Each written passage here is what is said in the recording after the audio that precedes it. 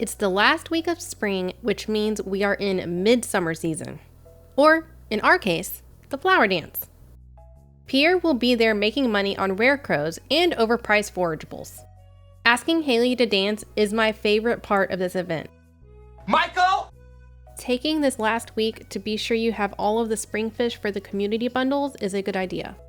When you reach level 6, be sure to make a targeted bait maker.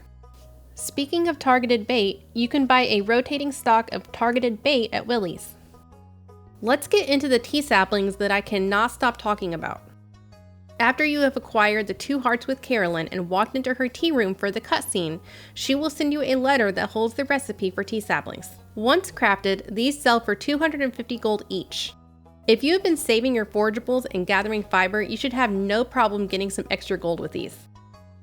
After you have made 25,000 total in-game gold, you will be greeted by Demetrius before you've had your morning coffee.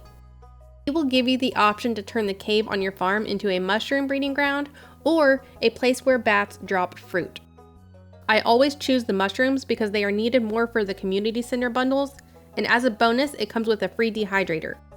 I know the quests show that you need to build a coop. However, I have always chose building a barn first. Cheese from cows sell for more profit early on. Plus, if you choose the Meadowland farm, that already comes with a coop and 2 chickens. Be sure to go to Pierre's and get a couple of each seed that you can save for later. If you enjoyed this tips and tricks video for Stardew Valley, be sure to like and subscribe.